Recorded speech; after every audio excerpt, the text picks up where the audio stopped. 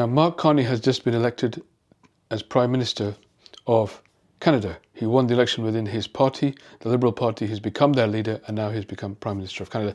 And a very interesting exercise now would be to compare and contrast the leaders of Canada and America. Compare and contrast Mark Carney to Donald Trump. What are the similarities and what are the differences?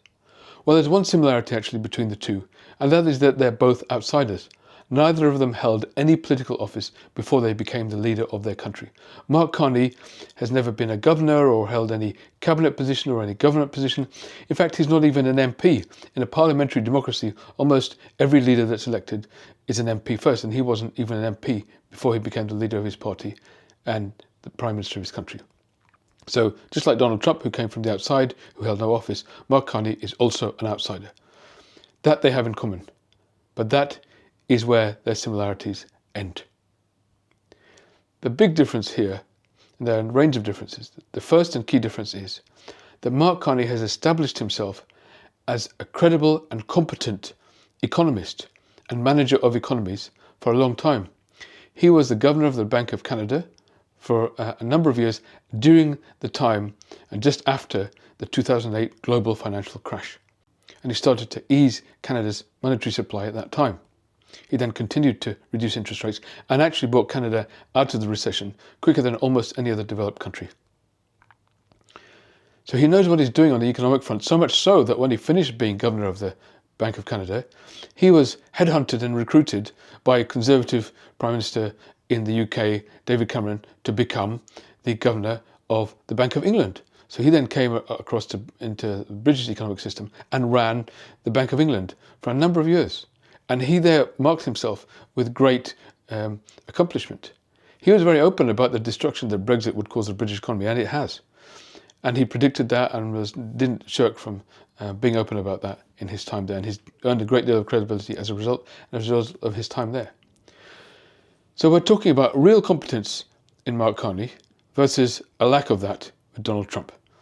Because there's certainly no analysis that suggests he's been very competent in major economic decisions. In fact, right now we're seeing his tariff threats having a major impact on the market and starting to reduce US GDP, where it was actually thriving towards the end of Biden's term. It's now started to dip in a big way since Donald Trump's taken office. And of course, there's real credibility with Mark Carney because of his past, because of the experiences he's had. He has real credibility. But Donald Trump doesn't have very much credibility because he's constantly saying different things, opposing things at opposing times. And there's a real contrast between the two. And that's the fundamental contrast between them. Credibility versus total lack of credibility, competence versus incompetence. Now there's one final way, actually, in which they are similar. And that is they both appear to be real fighters. Donald Trump, as we know, is a fighter. He'll fight with anybody about anything. Mark Carney is also a fighter. Whereas other world leaders are shirking from a confrontation with Donald Trump. For example, Keir Starmer, recently in the Oval Office. Thank you, Mr. President. Can I say thank you for your hospitality, for your leadership? This is a letter from His Majesty the King. It's an invitation for a second state visit. This is really special. This has never happened before. This is unprecedented. The Canadian leader has pulled no punches in his victory speech when he was elected. There's someone who's trying to weaken our economy.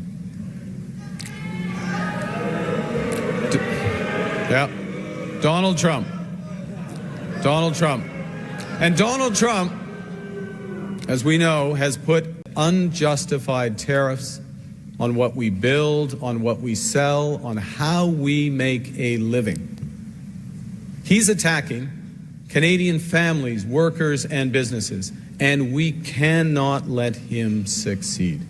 And we won't. We won't. The Canadian government has rightly retaliated and is rightly retaliating with our own tariffs that will have maximum impact in the United States and minimum impact here in Canada. And my government will keep our tariffs on until the Americans show us respect. The Americans want our resources, our water, our land, our country. Think about it.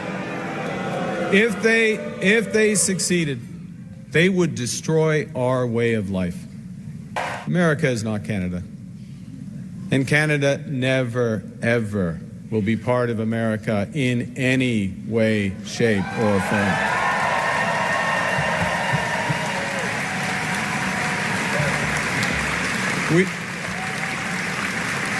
Look,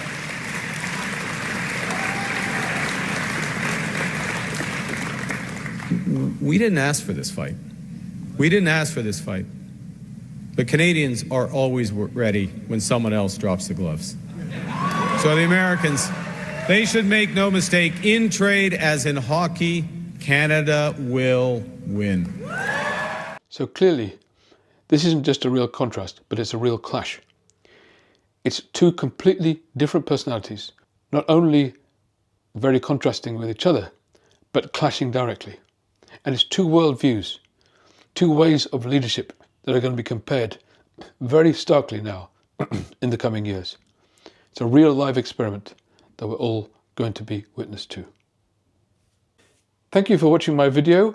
I'm a psychiatrist. I'm also interested in philosophy and public policy and politics. And I aim to make a number of videos about these subjects and particularly the intersection between them. If you're able to like and subscribe to this channel, then it'll really help, and also put in some comments whenever you can. That'll really help the algorithm. It'll really help promote this channel to other people. Now, beyond that, we are all, unfortunately, at the behest of a very small number of people who seem to run everything these days.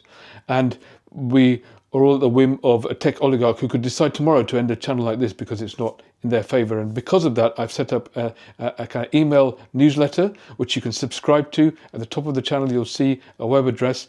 Please go there and subscribe to my newsletter. That way you can stay in touch with the videos I'm making. At least we can keep the content flowing. So I hope you can do that.